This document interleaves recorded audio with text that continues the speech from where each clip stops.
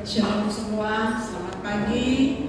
Ramai-ramaikan tangan. Ada satu sukacita yang kita miliki melalui perjamuan kudus hari ini. Mari kita mempersiapkan hati kita masuk dalam hadirat Tuhan supaya suasana ibadah kita hari ini kita akan memiliki satu kekuatan di dalam kasih kita kepada Tuhan. Kasih-Mu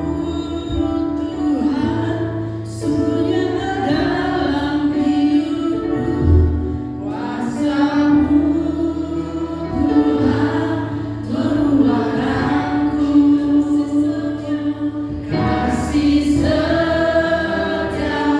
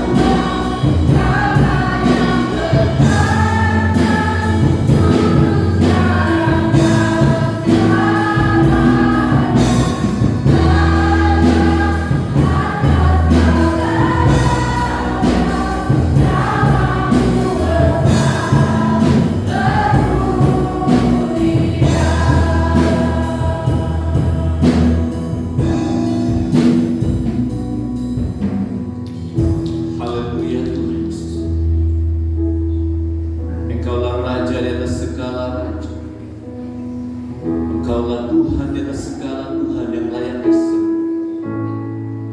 Kami tinggikan, kami agungkan nama-Mu Yesus. Nama di atas segala nama, nama yang berkuasa, dan nama itulah yang berdaulat atas kami. Terima kasih Tuhan, terpujilah nama-Mu yang baik. Untuk kesempatan kami menyembah, meninggikan dan mengagungkan nama-Mu di tempat ini. Haleluya, terima kasih Tuhan Yesus. Sebentar Tuhan, kami mau belajar firman. Hamba yang berdiri di hadapan ini hanya alatmu saja ya. Kau percaya Tuhan sudah mengurapi dan mempersiapkan menjadi alat kemuliaan di tangan Tuhan. Terima kasih, dalam nama Yesus Kristus kami berdoa dan bersyukur. Semua katakan bersama, amin. Silakan duduk semua. Terima kasih untuk tim pujian dan penyembahan. Sekali lagi, mari sama-sama kita tepuk tangan untuk kemuliaan nama Tuhan.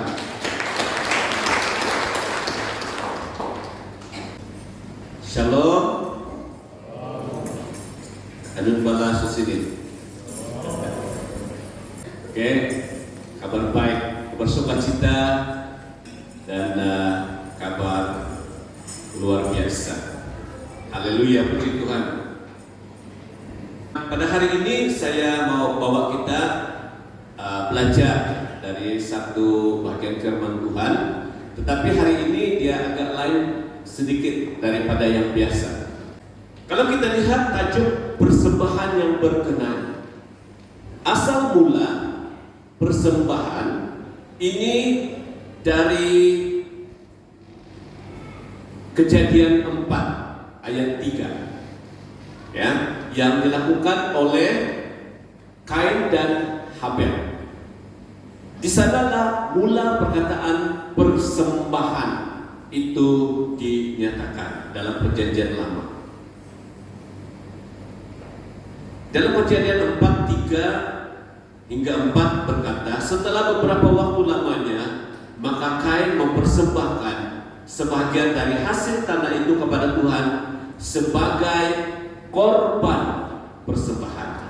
Habel juga mempersembahkan korban persembahan dari anak sulung kambing dombanya, yakni lemaknya. Maka Tuhan mengindahkan Habel dan korban persembahannya itu. Jadi perkataan persembahan ini telah wujud, ya, ketika Kain dan Habel mempersembahkan persembahan mereka kepada Tuhan. Kalau kita lihat di situ, persembahan itu ada korban. Jadi persembahan ini suatu yang dikorbankan, ya, suatu yang disembelih kemudian diletakkan di atas pembakaran.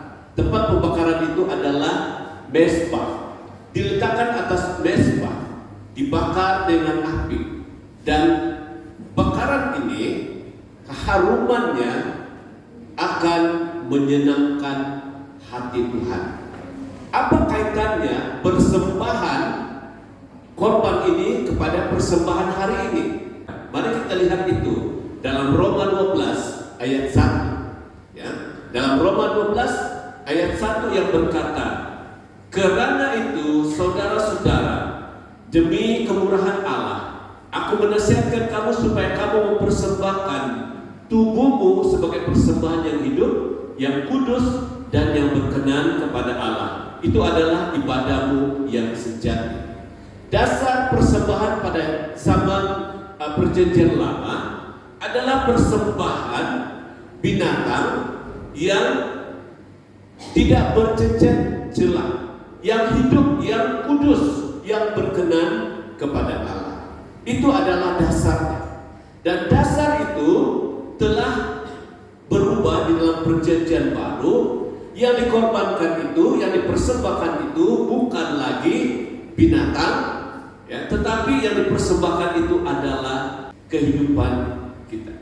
Dan inilah yang kita mau belajar pada hari ini. Apa makna persembahan? Saya membawa kita melihat dari satu tafsiran konkordansi Strong. Oke, dalam Perjanjian Lama itu disebut sebagai minha. Kata minha ini bermaksud pemberian ataupun persembahan, offering, ataupun boleh juga disebut sebagai gift, pemberian yang kita persembahkan. Dan kata yang selalu digunakan menunjukkan persembahan itu adalah offering. Kata persembahan ini kalau kita coba kategorikan menurut makna leksikal ataupun makna gramatikal, persembahan ini disebut sebagai kata nama. Dalam bahasa Inggris itu disebut noun. Ada kata nama, ada kata kerja, ada kata adjektif, kata sifat.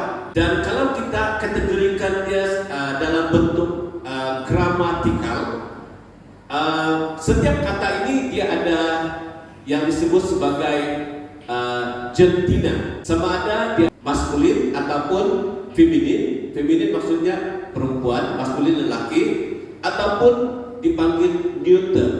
Neuter maksudnya di tengah-tengah. Dia bukan lelaki juga bukan perempuan.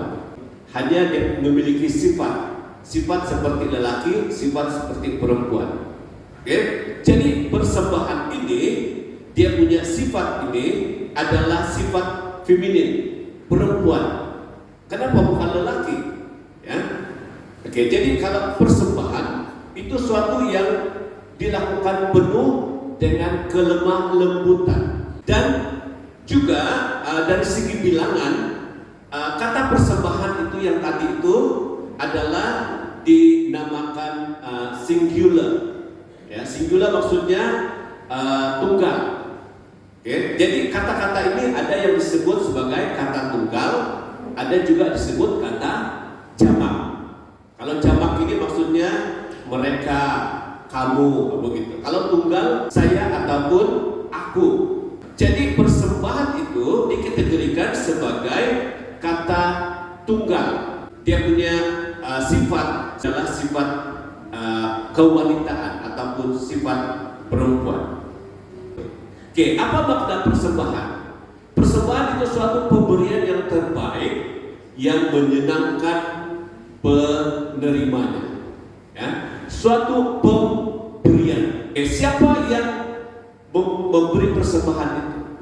Tidak lain tidak bukan kita, orang-orang yang percaya, dan penerimanya adalah Allah sendiri. Persembahan itu menjadi suatu yang bernilai tinggi jika disertai pengorbanan.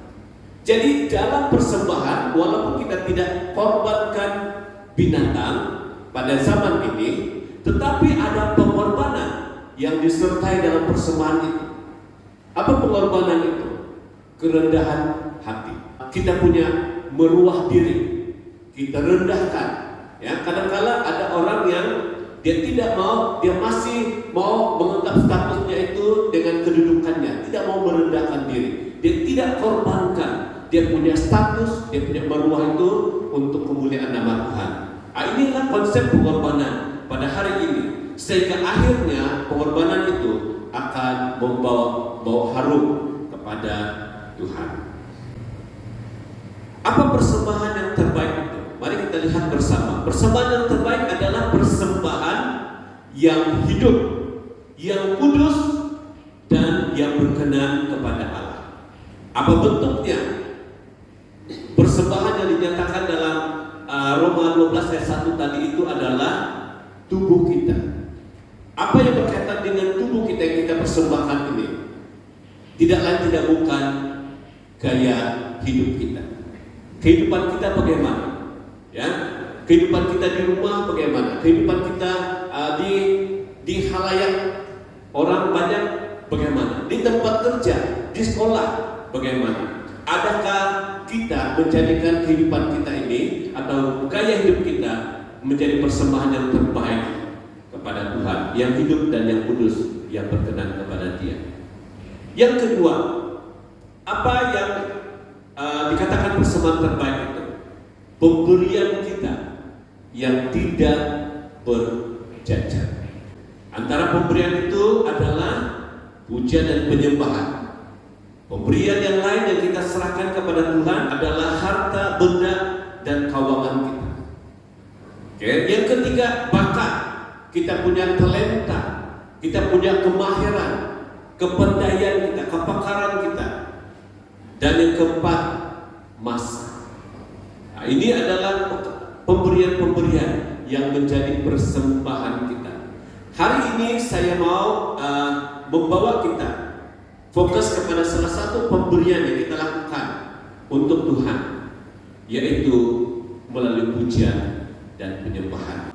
Dalam satu pujian, hidup ini adalah penyembahan yang berkata, pujian dan syukur kubawa padamu, dengan rendah hati kupersembahkan. Perkataan rendah hati itu adalah korban, pengorbanan. Sedar bila aku ada, hanya karena anugerah, bukan karena kekuatanku.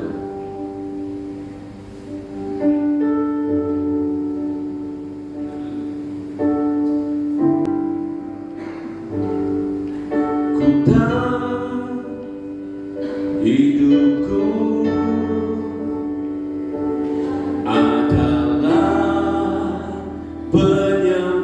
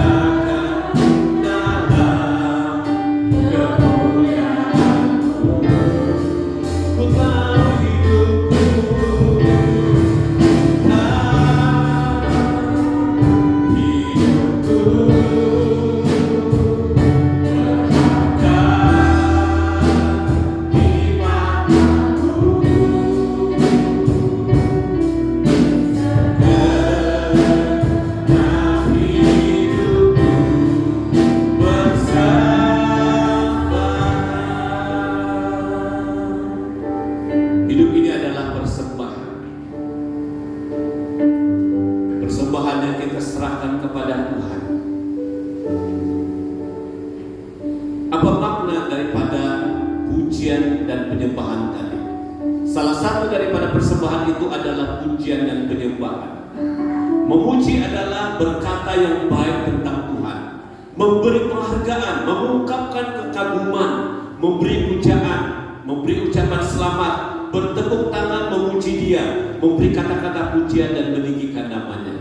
Ini adalah makna daripada kata memuji, pujian dan penyembahan.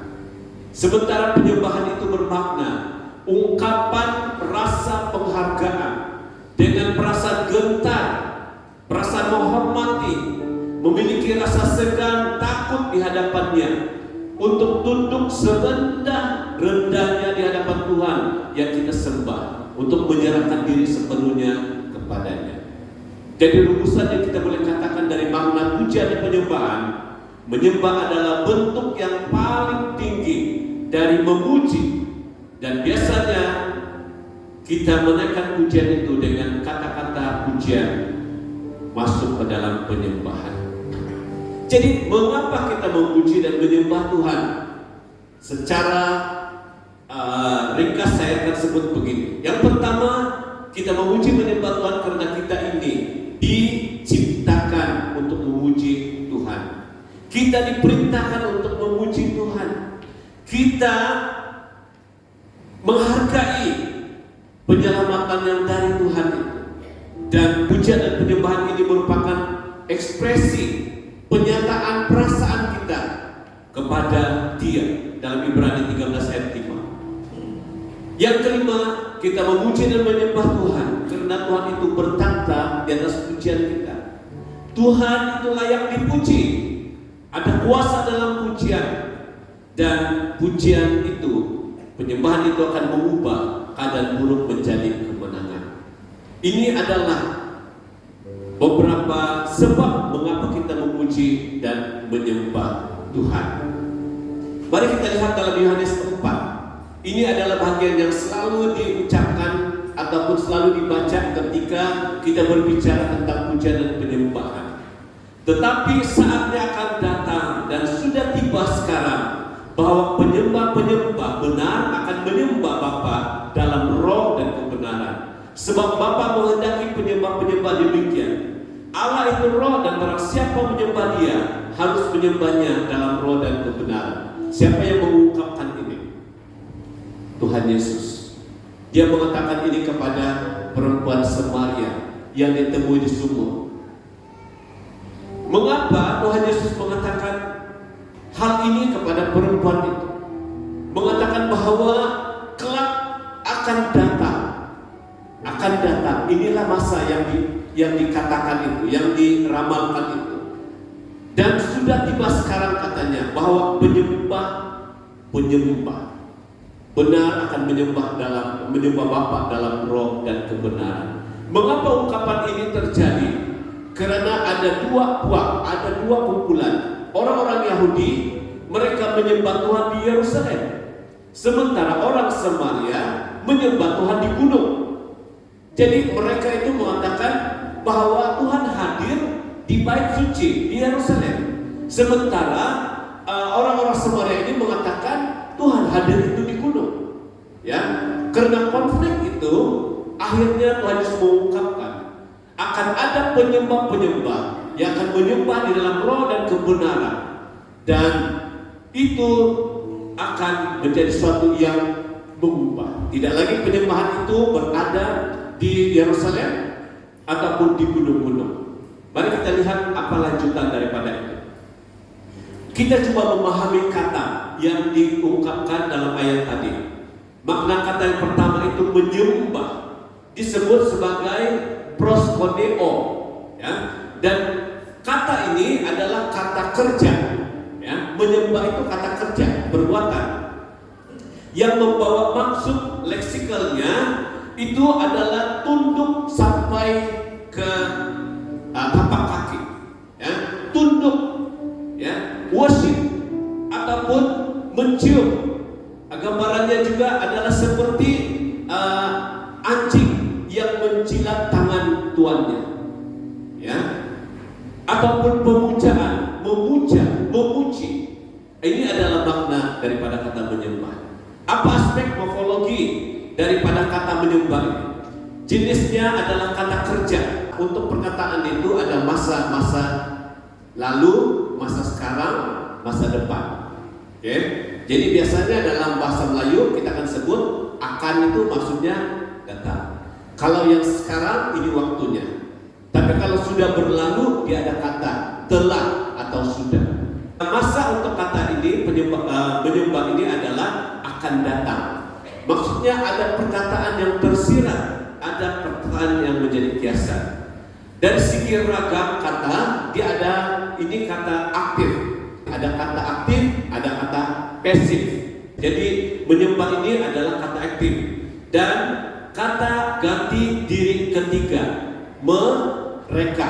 Bilangannya pula adalah banyak. Maksudnya penyembah-penyembah itu bukan satu saja, tetapi akan banyak penyembah-penyembah. Oke, ini makna yang pertama. Kata yang kedua dalam pembacaan kita tadi, menyembah dalam roh. Roh ini disebut sebagai pneuma. Kata pneuma ini atau roh ini adalah kata nama. Coba perhatikan. Tadi kalau saya sebut ada maskulin, ada feminin kan? Tetapi roh ini dikategorikan sebagai sifat neutral. Dia bukan maskulin, dia juga bukan feminin. Ya, bukan perempuan dan bukan juga lelaki. Neutral. Makna leksikal, oke, untuk roh ini diberi makna ini angin, nafas ataupun roh, ya, itu makna leksikal. Oke, dan juga dia punya fungsi ini, dia menyatakan tentang objek. Ada objek langsung, ada objek tidak langsung. Ya, ini yang dinamakan kalau kasusnya ataupun fungsinya datif itu objek tidak langsung. Oke, dan kita lihat lagi sifat berdasarkan jantina itu tadi bukan bersifat maskulin atau feminin. Bilangannya adalah tunggal.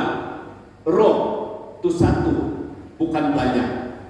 Makna yang ketiga dalam kebenaran. Tadi dalam roh, dalam kebenaran. Kebenaran ini disebut sebagai aletheia. Ini adalah kata nama. Dan kalau kita lihat, dia adalah feminin, kebenaran. Roh tadi neuter, kebenaran ini feminin. Oke, makna leksikalnya adalah kebenaran. Kebenaran suatu idea, reality. Ya. Kemudian dalam aspek morfologi pula, jenis kata itu adalah kata nama dan kasus ataupun perkaranya juga objek tidak langsung, bersifat feminin dan juga bilangannya tunggal. Hari ini saya harap kita boleh belajar sedikit bahasa ini. Jadi apa maksud penyembahan yang benar? Daripada tadi dikatakan menyembah dalam roh dan kebenaran. Maksud penyembahan yang benar adalah penyembahan dari hati yang mengasihi Allah. Tadi penyembahan Abel dan Kain adalah binatang. Tetapi penyembahan yang benar itu adalah penyembahan dari hati yang mengasihi Allah. Kemudian penyembahan itu dalam roh dan kebenaran, Yohanes 4 yang kita sudah baca. Dalam ayat 23 itu bersifat penyembahannya bagaimana, dan ayat 24 itu adalah berbicara tentang kewajiban. Menyembah dalam roh dan kebenaran itu maksudnya apa? Mari kita lihat satu persatu. Menyembah dalam roh bermaksud ada hubungan pribadi dengan Allah yang berkaitan dengan sikap hati. Orang lain yang belum menyerahkan hidup kepada Tuhan tidak mungkin dia boleh menyembah dalam roh, ya, sebab dia tidak ada hubungan pribadi dengan Allah. Oke? Jadi hubungan pribadi dengan Allah itu berkaitan dengan sikap hati, bukan peraturan hukum, tata tertib, dan berkaitan dengan tempat di Yerusalem ataupun di gunung. Jadi maksudnya di sini menyembah dalam roh itu boleh terjadi bebas di mana-mana. Oke? Bukan tertakluk kepada hukum. Ada peraturan-peraturan seperti dalam Taurat. Ada peraturan ini dan itu. Ya.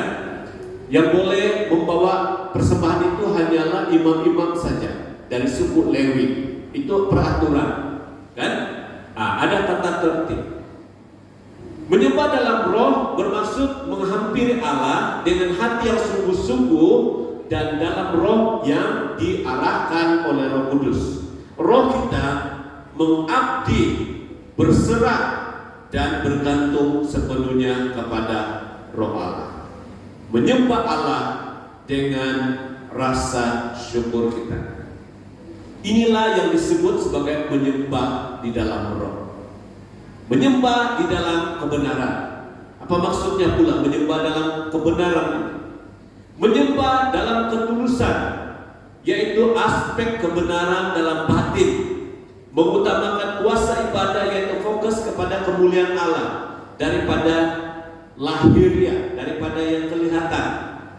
Mengenal pribadi Allah yang disembah menurut kebenaran Bapa yang dinyatakan dalam Anak dan diterima melalui Roh Kudus. Dan yang keempat, maksud menyembah dalam kebenaran ini adalah memahami kebenaran Injil dalam Alkitab. Injil menegakkan cara penyembahan yang rohani. Jadi kalau kita berkata menyembah dalam roh dan kebenaran, inilah antara dia punya definisi, dia punya makna. Ada banyak gaya di dalam penyembahan. Apa itu gaya sebenarnya? Gaya dalam pujian dan penyembahan adalah ekspresi anggota tubuh dalam pujian dan penyembahan sebagai penyataan perasaan dari kata-kata yang kita ucapkan. Saya perhatikan orang yang belum mengalami gaya penyembahan yang betul, yang sungguh-sungguh, tidak ada ekspresi penyataan perasaan itu. Dia hanya mau menyanyi saja. Ekspresi penyataan perasaan. Apa gaya-gaya dalam pujian penyembahan itu? Ini antaranya bertepuk tangan, mengangkat tangan, berdiri, duduk, ya, telekuk, berlutut. Ada yang menari, ada yang melompat, bersorak ataupun berteriak. Gaya penyembahan dalam Alkitab. Mari kita lihat itu berdasarkan ayat-ayat Alkitab. Sorak-sorai, sukacita, itu dalam bentuk nyanyian. Memuji Dia atas banyak sifatnya yang mengagumkan dan mengagumkan kehebatannya. Mengangkat tangan bagi Tuhan, Mazmur 63 ayat 5. Ya. Berdiri, berlutut, membungkuk, Mazmur 95 ayat 6. Ucapan syukur, memuji Tuhan dengan menari, memuliakan Tuhan dengan memainkan alat musik dengan hati yang penuh kasih. Saya pernah dulu bergurau dengan seorang yang mengatakan tidak betul itu tiup sofa dalam pujian penyembahan. Ya, jadi saya bergurau, coba lihat dalam Mazmur 150 ada di situ alat yang digunakan untuk memuji dan menyembah Tuhan. Ya, jadi selidiki dulu firman Tuhan sebelum berkatakan, ya, sepatutnya. Apa yang terjadi dalam pujian dan penyembahan kita? Dikatakan di sini, kesatuan dalam penyembahan yang dilakukan bersungguh-sungguh di dalam roh dan kebenaran, disertai dengan makna pengorbanan, akan mengundang kehadiran Tuhan berkarya di tengah-tengah jemaat. Oleh itu sembahlah Tuhan dalam kesatuan jemaat dan bersungguh-sungguh. Kesatuan dalam penyembahan ini akan membuat sesuatu yang luar biasa. Ya, beberapa tempat mereka menyaksikan kemuliaan Tuhan itu turun dalam bentuk awan, dalam bentuk debu emas, ya, terjadi. Dan kalau di tempat kita yang tidak dapat dilihat dengan mata kasar, ya, ketika penyembahan, Ada yang dapat melihat ini di tengah-tengah ini ada kolam. Ini ada kolam di sini di tengah-tengah ini. Ya, ini terjadi karena ada kesungguhan, ada kesatuan hati dalam pujian dan penyembahan. Dia akan mengundang, menarik hadirat Tuhan itu turun. Baru-baru ini dalam Paskah di Limbang, mereka menyaksikan ada lagu yang begitu merdu yang tidak pernah mereka dengar. Sedang mereka menyanyi dan sesudah mereka berhenti, mereka mendengar ada lagu. Tidak ada yang sanggup mengangkat muka. Semua tertunduk. Ada yang berkata, saya mau tengok dari mana arah itu lagu. Padahal semua sudah berhenti menyanyi, tapi ada lagu itu. Apa itu? Itu adalah malaikat-malaikat yang hadir dalam ibadah itu dan turut serta menyembah Tuhan di tempat itu. Inilah hadirat Tuhan dalam penyembahan yang perlu kita usahakan melalui kesatuan kita. Siapa yang usahakan ini? Orang yang memimpin. Siapa yang usahakan? Semua backup singers, pemain musik, penari, dan jemaat Tuhan. Jadi jemaat Tuhan itu jangan kita datang hanya tengok saja, menyaksikan. Mesti turut serta, terlibat sama. Ya, kalau dulu saya ada tanggapan begini, oh saya mau pergi gereja, nantilah tunggu agak-agak dengar firman Tuhan, baru saya datang. Sebenarnya kalau kita mau mengharapkan hadirat Tuhan ini terjadi, kita perlu datang sebelum ibadah itu bermula dengan kesediaan hati. Ya, jangan datang ketika orang mau berkhotbah sudah, baru mau datang. Kita tidak akan mengalami apa-apa sampai bila-bila kehidupan kita tidak akan alami apa-apa. Sebab hadirat Tuhan ini akan membuat sesuatu pembaharuan di dalam kehidupan kita. Oke, hari ini saya mau mengimbas kembali bagaimana peranan kita, tim pujian penyembahan yang boleh melakukan peranan kita sehingga hadirat Tuhan itu nyata di dalam ibadah kita.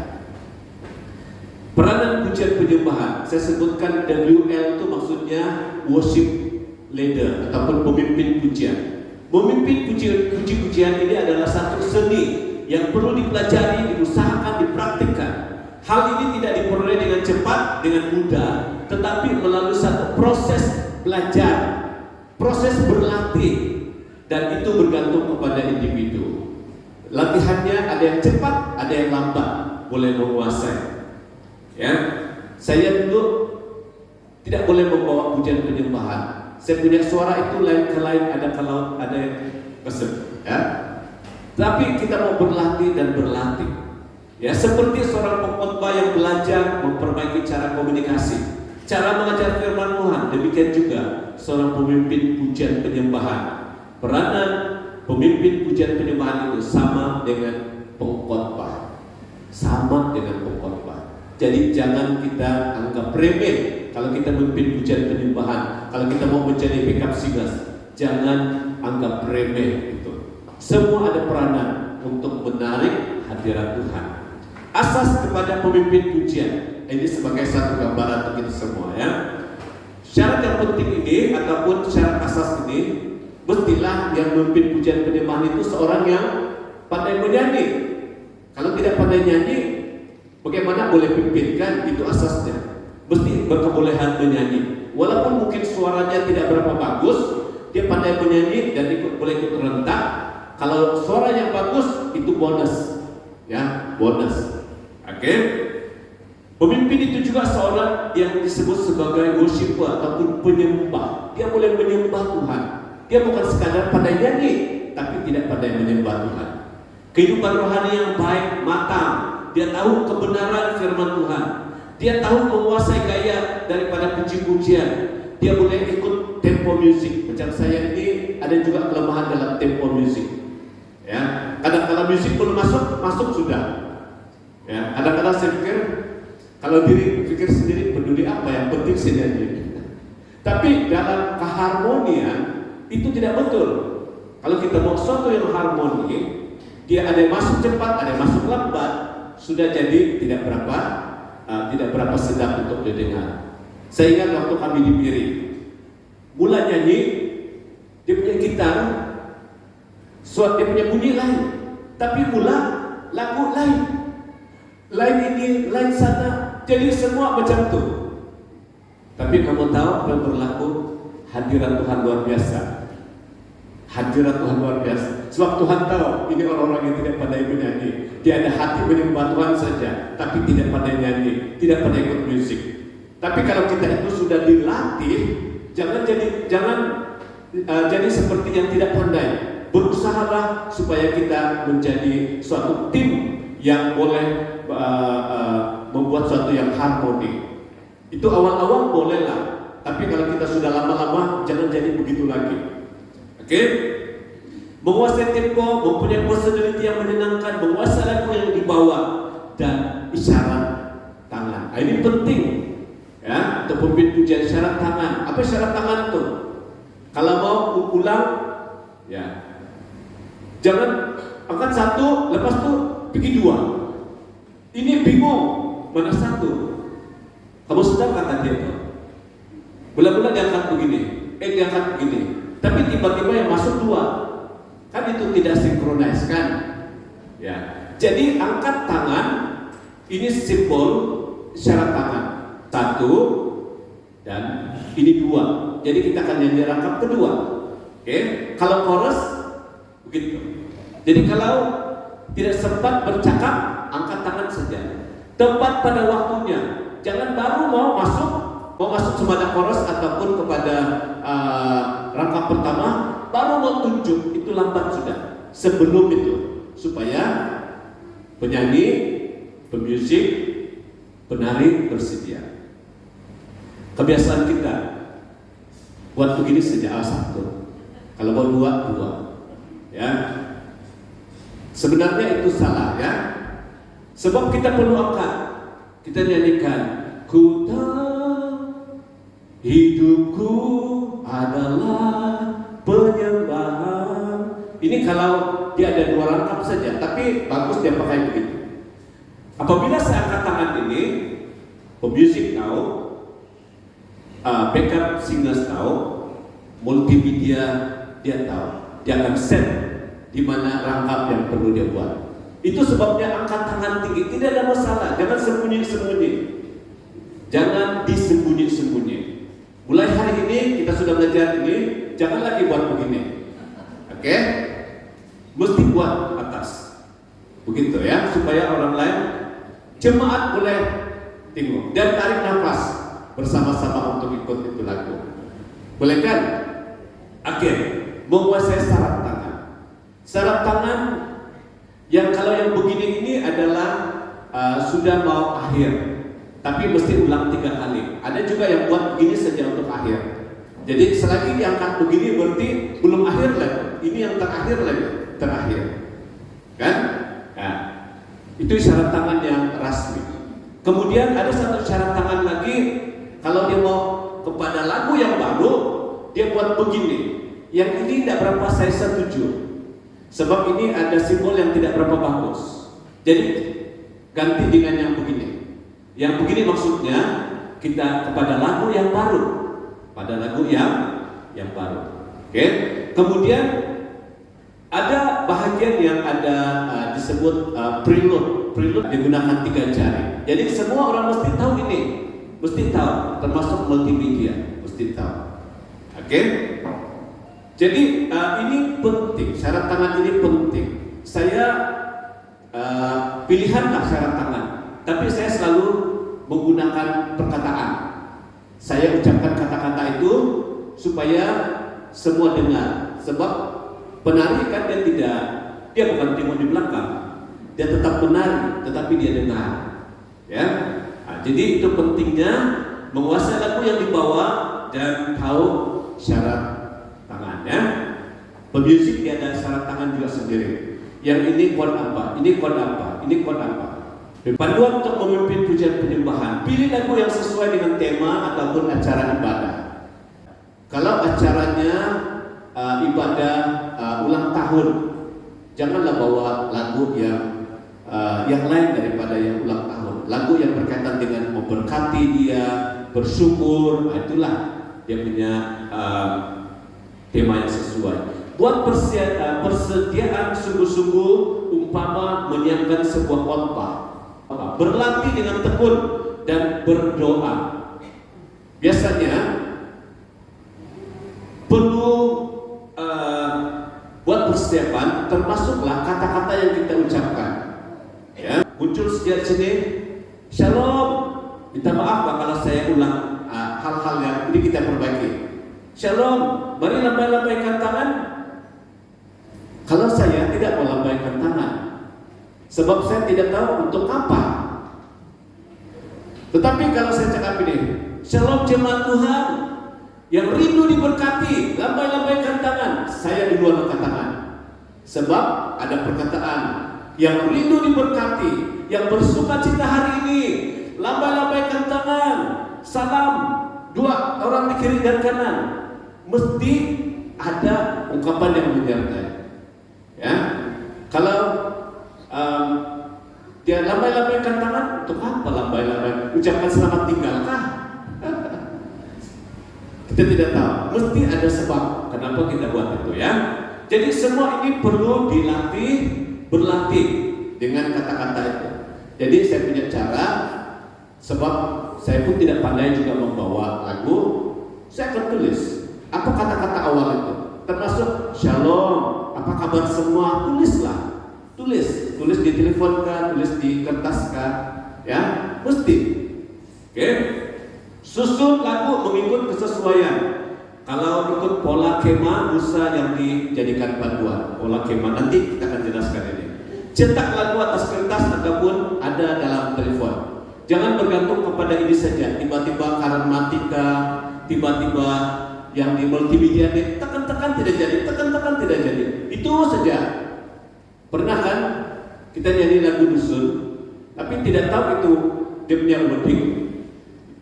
Yang backup semua terdiam, tidak tahu apa sudah lagunya, tidak hafal. Nah, jadi itu sebabnya bagus ditulis, bagus ada dalam telepon. Ya, nah, ini pelajaran untuk kita. Cetak, tulis skema lagu. Ada skema lagu ini maksudnya, oke, katalah kita nyanyikan bersyukur padamu Tuhan. Oke, kita mau buat lagu itu, kan ada skemanya. Mari kita nyatakan syukur kita kepada Tuhan, karena Dia Tuhan yang begitu baik, yang tidak pernah membiarkan kita. Dia tetap Tuhan yang setia meskipun kita tidak setia. Itu sudah ditulis, ada skema. Nanti kita nyanyikan lagu yang berikutnya. Lagunya kau berbuat. Sebelum peralihan lagu itu ada kata-kata yang kita tulis. Kami bersyukur Tuhan karena Engkau melakukan banyak perkara yang terbaik dalam hidup kami, walaupun kami tidak paham dan tidak tahu. Lagu yang kedua, banyaknya Kau berbuat. Kan itu ada dia punya skema. Tulislah dia punya peralihan itu. Ya, oke. Kuasai lagu dengan baik, dengan tangga nada yang sesuai dan perangkat yang perlu naik chord. Kita sudah semakin bagus naik chord, ya. Kalau lagu kami puji kebesaran Tuhan, naik setiap chord kan, sampai 5, sampai habis chord. Yang pemusik pun tidak tahu sudah apa mau buat. Boleh tahan. Baguslah itu kita kuasai dengan tangga nada yang sesuai dan rangkap yang perlu naik chord. Jangan sembarang naik chord. Kalau dia rangkap yang pertama itu tidak sesuai naik chord, jangan naik chord. Yang sesuai itu adalah bagian chorus, kan? Nah, jadi ikut kesesuaian, kuasai lagu. Kalau boleh dihafal lagi.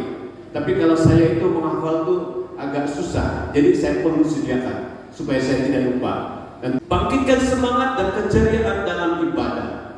Bangkit. Kalau kita mau cakap, mesti all out. Cakap besar-besar. Ya. Jangan cakap perlahan. Mari kita menyembah Tuhan. Jangan. Mesti. Mari kita menyembah Tuhan. Hari ini adalah hari yang kita mau bersyukur. Kita mau tinggikan nama Dia. Suara kuat. Semua orang dengar. Kan? Itu akan membangkitkan semangat dan membangkitkan keceriaan. Ya, gunakan kata-kata positif, bukan menghakimi. Kenapa suara kamu seperti tidak dengar? Itu melemahkan tuh kan? Ada makan kata dia. Ini lagi menghakimi sudah. Ya, kalau kamu ada semangat kah? Kenapa tidak semangat? Ini kata-kata yang tidak positif. Tapi sepatutnya jemaat Tuhan, mari bangkitkan lagi semangat kita. Hari ini adalah hari kita memuji Tuhan. Mari kita naikkan syukur kita kepada Tuhan. Kata-kata itulah yang mendorong. Jadi bagaimana kata-kata itu kita ingat, tulis. Oh, ini kata-kata gelakan saya. Kalau saya nampak murah-murah tidak semangat saja, inilah perkataan saya. Sudah ditulis ya. Jangan membanding-bandingkan macam di gereja gereja B, semangat sedikit. Wah, kan itu tidak positif ya. Jangan. Kalau saya begini jangan ya. Beri arahan dengan syarat yang tepat, masa yang sesuai, jelas kepada semua. Nah, ini yang macam tadi lah syarat tangan. Masa yang tepat. Arahan yang pendek, jangan panjang-panjang.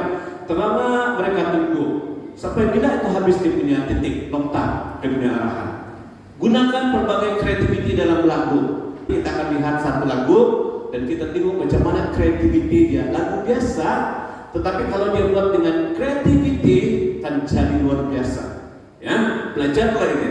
Pimpin jemaat untuk terlibat dalam pujian penyembahan. Pimpin, galakan semua terlibat. Jangan paksa jemaat untuk terus berdiri. Sudah duduk, berdiri lagi. Tidak apa, suruh aja duduk dulu. Bagi dia rehat, bagi dia tenang. Tapi ada gereja lain yang dia tidak bagi arahan duduk berdiri nih. Jemaat tuh kan, karena dia semangat, dia terus berdiri saja. Kalau dia rasa lemus, sudah dia punya lutut, duduklah dia. Jangan paksa, jangan suruh, yang kamu tidak berdiri itu ikat setan tuh. Nah, itu pun tidak betul. Ya, tidak semua begitu. Dia sakit lutut, tidak boleh berdiri lama, bukan ikat setan, memang sakit. Oke, jadi jangan paksa. Peka dengan keadaan jemaat, jangan terus tutup mata. Wah, ini kalau saya kan belajar juga. Saya itu suka menyembah Tuhan dengan tutup mata. Ya, kalau begini nyanyi lama-lama sebab goyang kan, goyang. Lama-lama jadi begini. Kalau amin, habis sudah lagu, jemaat sudah di belakang. Jangan terus tutup mata, ya. Boleh tutup, tapi jangan selama-lamanya tutup. Terus tutup mata, ya. Tiba-tiba nanti tinggal dengan dia punya backup berdepan muka pula. Terus tengok berdepan dia muka, ya. Mimik muka dan pergerakan sesuai dengan tema lagu. Jadi kalau lagunya gembira, bersukacita, kita perlu ada keceriaan di muka. Tapi kalau mukanya masih lagi murung-murung, masih lagi sedih, tapi lagu itu tidak betul. Ya, berusaha belajar. Mungkin dia nervous betul sebenarnya. Dia pun tidak begitu biasa kan. Jadi dia rasa gugup. Mau senyum pun macam mana dia punya senyumannya. Ya, oke. Jadi belajarlah untuk memimpin muka. Oke. Selesai memimpin ibadah, memimpin masa doa, bersyukur, terima kasih Tuhan, hari ini saya belajar, dapat belajar dan diberi kepercayaan untuk menjadi pemimpin pujian penyembahan. Buat refleksi, apa kelemahan saya tadi yang saya perlu perbaiki? Ya, jangan kelemahan itu berulang-ulang. Minggu ini tampil sama juga, minggu depan sama juga, minggu depan sama juga.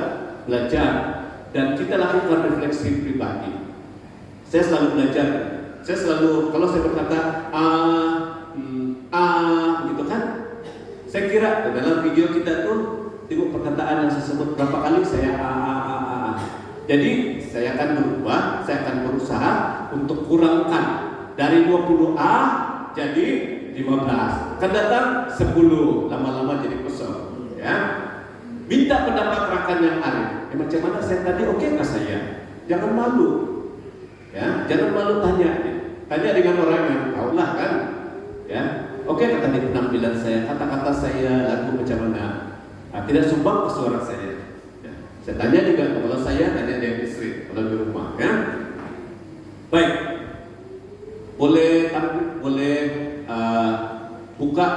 contoh YouTube ini, multimedia, kita dengar, dan apa yang menarik daripada itu?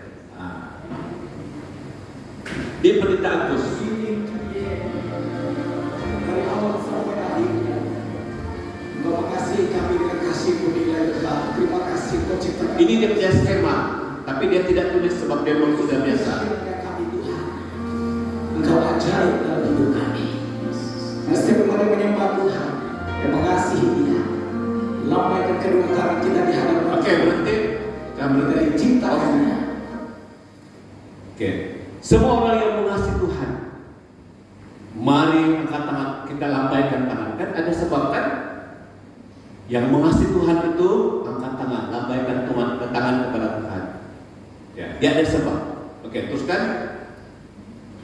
Penyembah Dia. Makasih Tuhan. Ku tahu All out. Ya. Sungguh-sungguh dia kuat. adalah penyembahan. Amin. Kau ciptakanku dalam kemuliaan-Mu.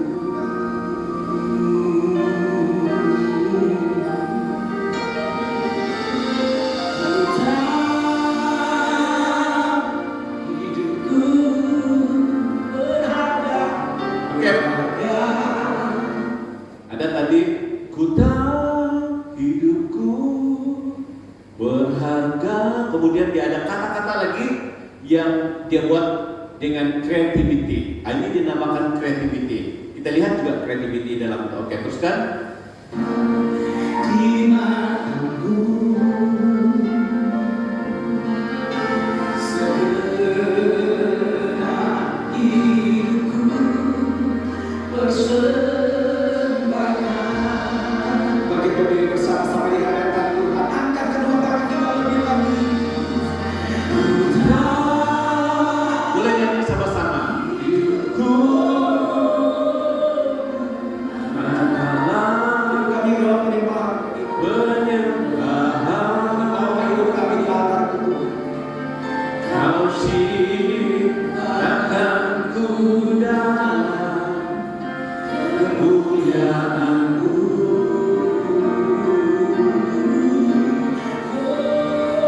Creativity. Hidupku berharga di tangan-Mu.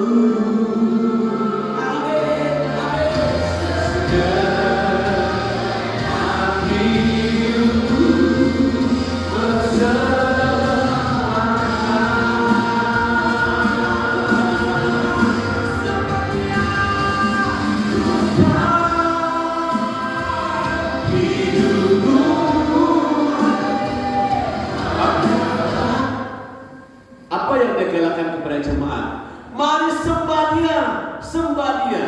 Dia kan mendorong jemaat untuk terlibat sama menyembah. Ya, oke, teruskan.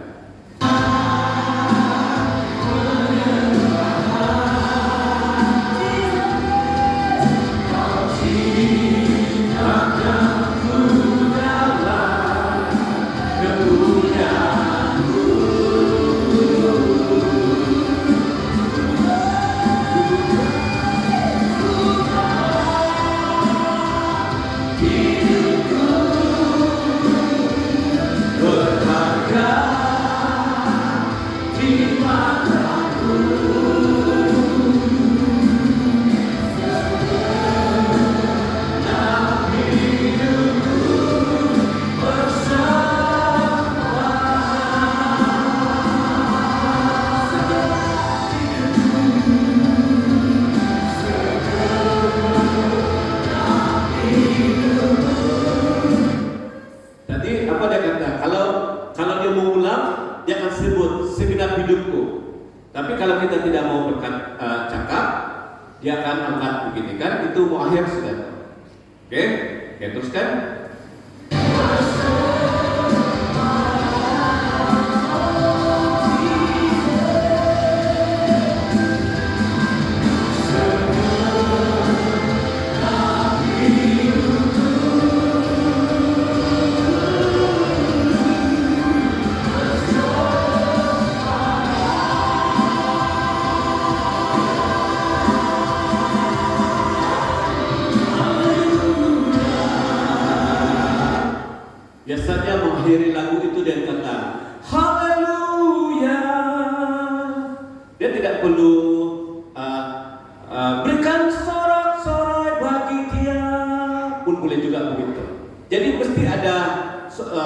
bangunkan keceriaan, semangat dalam memuji Tuhan.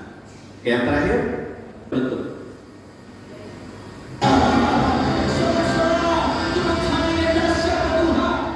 Oke. Sorak-sorai bagi Tuhan, gitu kan? Ada kata-kata yang terakhir. Jangan sunyi sepi. Sudah jadi sunyi dan sepi. Ya, oke, baik. Next. Oke. Pola pujian. Pemimpin bagaimana memilih dan menyusun pujian dalam ibadah biasa. Ini kebiasaan kita pilih lagu yang menarik, lagu yang populer, biasa dinyanyikan, lagu yang berkesan di hati, ada yang lain-lain. Nah, biasa ini dasar kita memilih kan? Ya, oke. Panduan sebenarnya pilih lagu itu adalah mengikut kita 3 kategori ini. Ya, 1 tema khotbah. Ya, yang kedua apa tujuan, apa jenis kebaktian itu, acara itu, apa jenisnya. Dan yang ketiga mengikut pola. Ada pola. Pola ini ada 3. Pola yang tabernakel ataupun kemah Musa, ada pola impact, ada pola Roh Kudus. Pola Roh Kudus ini maksudnya semua lagu-lagu itu Roh Kudus nyatakan di dalam kamu nyanyi ini, nyanyi ini. Itu pola Roh Kudus. Oke? Tapi kita boleh pilih pola 1, pola 2. Oke, saya fokus kepada pola kemah Musa. Berdasarkan kemah Musa, ini adalah disebut sebagai pintu gerbang. Oke, kemudian ini adalah halaman. Dan ini ada ruang kudus. Dan di ujung di sebelah sini ada ruang maha kudus. Ini pola kemah Musa. Jadi kita bermula daripada pintu gerbang. Pintu adalah persediaan untuk masuk dalam ibadah. Kemudian lagu yang berikutnya yang berkaitan dengan halaman, tempat korban bakaran, kolam pembasuhan. Jadi pujian yang bertepatan dengan ini biasanya pengampunan, yang mematikan daging, ucapan syukur, ajak semua untuk memuji menyembah Tuhan, bersorak-sorai kegiraman yang berada di sini, ya, di halaman. Kemudian ruang kudus. Ruang kudus ini adalah di sini. Ini ruang kudus. Oke, ruang kudus ini tempat ada kaki dian, ada meja roti pertunjukan, mesbah dupa. Jadi berdasarkan ini kita boleh memilih pujian peneguhan, komitmen, pujian kemenangan, peperangan rohani, pujian penyataan firman, menguatkan iman, doa, berkat, sukacita. Nah, ini antara tema lagu. Kemudian ruang maha kudus, tempat tabut. Ini tempat tabut perjanjian, penyembahan, kekaguman akan Tuhan, kehormatan yang tertinggi. Jadi itu sebabnya di akhir itu kita selalu mengatakan Kau ku sembah. Sekarang kita sudah ada di sini sambil kita berlutut, sambil kita menyarak atau sebagainya, kita sedang mengatakan Kau ku sembah di sini. Nah, ini adalah ruang Maha Kudus. Pujian dan penyembahan kita itu sampai di mana? Sampai di mana? Kalau berdasarkan tadi, pintu gerbang saja kah, halaman saja, ruang kudus, ruang Maha Kudus. Kita boleh nilai sendiri. Kita belajar untuk sampai di ruang Maha Kudus. Bagaimana memilih dan menempatkan pujian berdasarkan kemah Musa? Mesti tahu tema pujian dari kata-kata dalam lagu. Setiap lagu itu ada tema. Ada tema permohonan, ada tema permintaan, doa, pengampunan, ada tema penyerahan, pengakuan, ajakan mendorong sesama, memperingatkan, mengisytiharkan nama Tuhan, ucapan syukur, sorak-sorai sukacita, menyatakan kegembiraan, pengakuan iman, dan peperangan. Banyak lagi dia punya tema-tema, ya, ini antaranya. Oke, ini antara lagu. Kau hiasi kehidupanku dengan kemurahan-Mu. Kamu rasa ini temanya apa? Boleh bagi ini temanya apa? Dari kata-kata ini, aku ada saat ini semuanya karena kasih-Mu. Temanya apa? Ucapan syukur, terima kasih. Kadang-kala ada satu lagu itu ada dua tema, kadang-kala ada yang satu tema, ada yang lebih daripada satu. Biar awan kemuliaan-Mu turunlah memenuhi bait suci-Mu. Ini tema apa? Permohonan. Oke? Di mana kita letakkan lagu ini? Sebaik-baiknya lah di halaman, kan? Ya, di halaman. Saat ku tak melihat jalan-Mu, hatiku percaya, hatiku percaya. Ini apa dia punya temanya? Apa temanya? Menyatakan iman. Nah, dia menyatakan iman kepada Tuhan. Ini iman saya.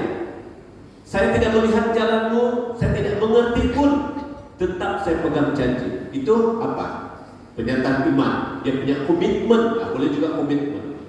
Ya, nah, ini lagu-lagu yang ada tema. Oke. Dia sungguh indah, Dia Yesus, sambutlah Yesus. Ini temanya apa? Temanya apa ya?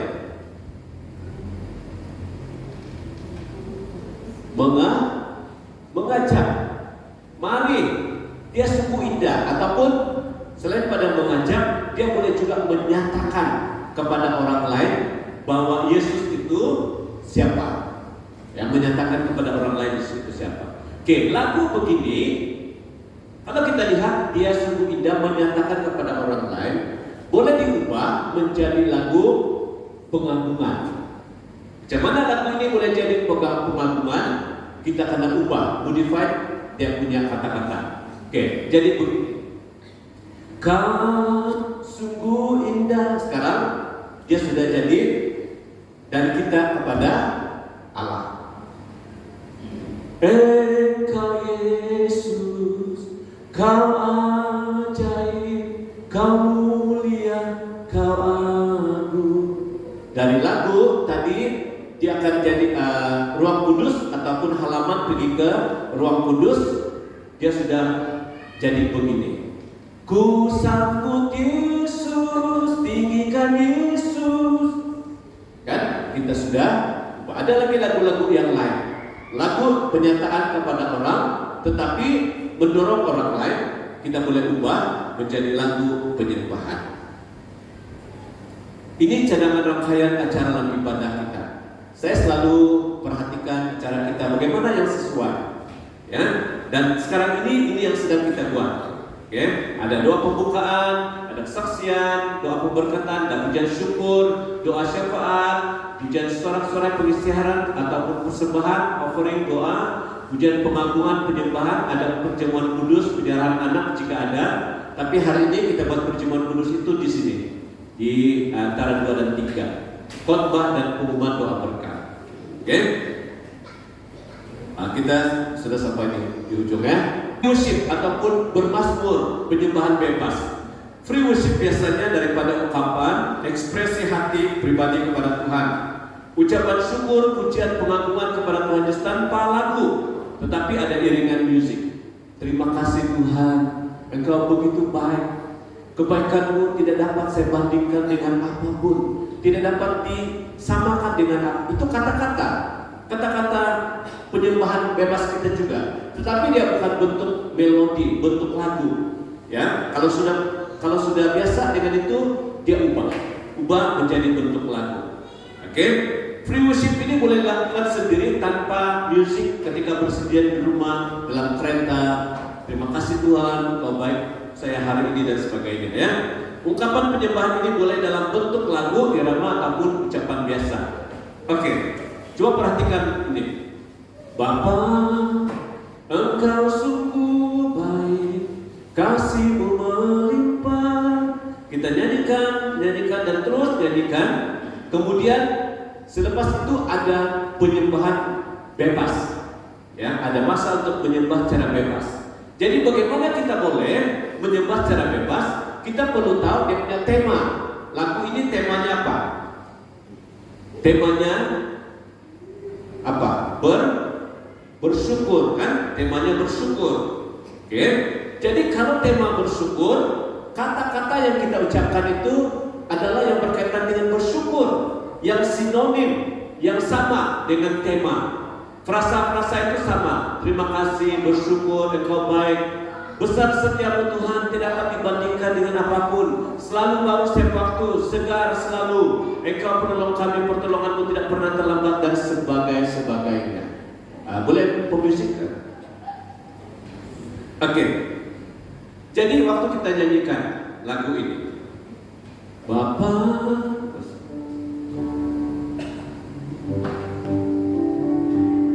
Bapa, Engkau sungguh baik, kasih-Mu melimpah di hidupku. Bapak berterima kasih. Bapa, ku berterima kasih berkat-Mu hari ini yang Kau sediakan bagiku.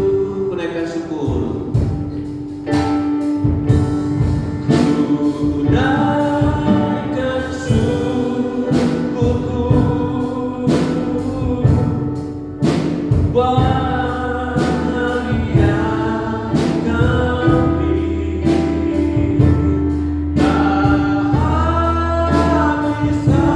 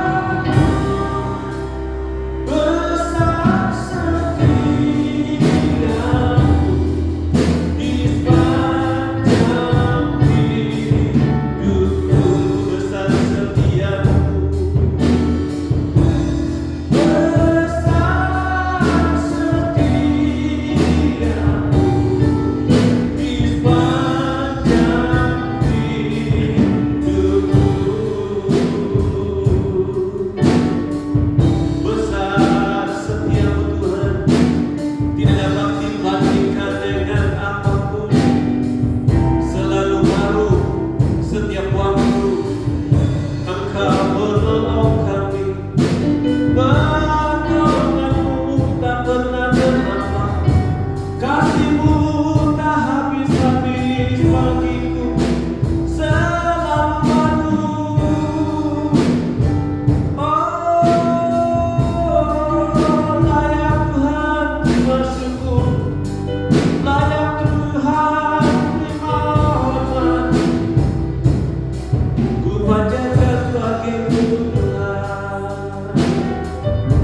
Dari mana kata-kata itu? Dari lagu itu bermula dari bawah. Besar setiamu Tuhan, pertolonganmu tak pernah terlambat, selalu baru, tak pernah habis. Kasih dan rahmat-Mu, oh, selang-selang dengan oh. Kami bersyukur, kami meninggikan nama-Mu, hari yang Kau beri. Oh,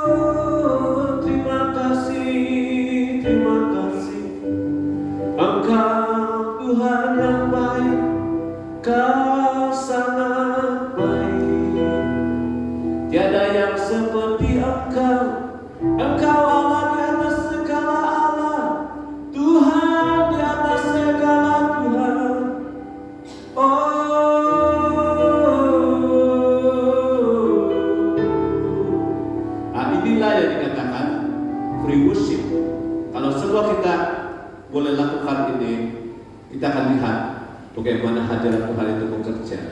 Ya, mulai dari di sini saja. Kalau tidak boleh nyanyi, tidak apa. Besar setiamu Tuhan dalam hidup saya, dengan penuh ekspresi penyembahan kita. Selalu baru, dan itu tidak pernah terlambat bagi saya Tuhan. Dan kita sudah menyatakan itu dari hati kita sambil kita mengangkat tangan. Ku naikkan syukur. Tapi ada yang nyanyi, ku naikkan syukurku Bapa yang kau beri. Dan juga ku naikkan syukur. Ini yang benar-benar tidak emosi itu dibilang. Penyataan perasaan cinta kasih kita kepada Tuhan. Oke. Nah, ini antara yang lain kita boleh lihat itu dalam Mazmur. Banyak sekali haleluya, pujilah Tuhan, kau layak. Dulu saya tulis semua ini. Saya tulis waktu saya menyembah, saya baca haleluya, kau layak dipuji. Tiada Allah seperti Engkau. Timur sejak semua itu. Tetapi kalau kita sudah lakukan itu berulang-ulang, dia sudah ada di situ. Tinggal kita pilih saja mana sesuai dengan tema. Tema bersyukur, tema pengakuan, tema apa? Mengajak ataupun menyatakan komitmen kita kepada Tuhan. Ya banyak betul, buahnya. Oke? Saya mengajak kita untuk berdiri bersama-sama. Hari ini saya mengajar bagaimana kita menyembah dan menjadikan penyembahan kita itu berkenan kepada Tuhan. Dan pada masa yang sama, kita juga belajar semua. Kalau kita buat malam, hanya beberapa orang yang boleh datang. Tapi hari ini, hati saya rindu mau supaya semua jemaat, termasuk anak-anak kecil itu, belajar bagaimana menyembah Tuhan. Dia punya rangka pertama ini saya tidak begitu biasa, ya. Sampai ini agak baru bagi saya. Jadi itu sebuah pelajaran.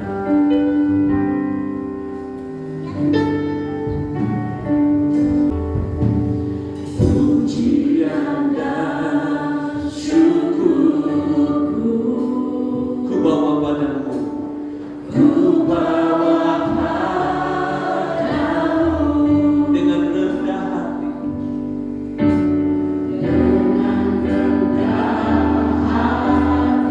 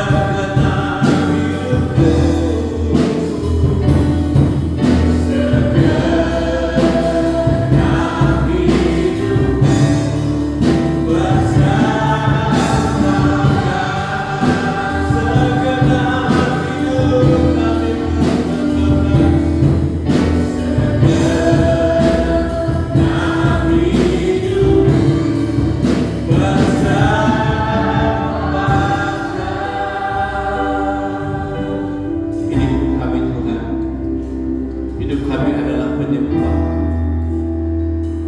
Terima kasih untuk pelajaran pada hari ini mengingatkan kami tentang pemberian persembahan yang terbaik kepada Tuhan. Tidak hanya lewat gaya hidup kami, tapi lewat ungkapan bibir mulut kami, penyembahan kami kepada-Mu. Terima kasih terpuji nama-Mu. Hamba percaya bahwa Engkau Tuhan yang akan terus memberkati seluruh jemaat Tuhan yang sudah belajar dan mendengar firman-Mu pada hari ini, sehingga kami semakin hari semakin berimbang dalam penyembahan kami kepada Tuhan. Puji nama-Mu ya Tuhan. Ini doa yang kami naikkan. Dalam nama Yesus kami bersyukur dan berdoa. Amin. Silakan duduk semua.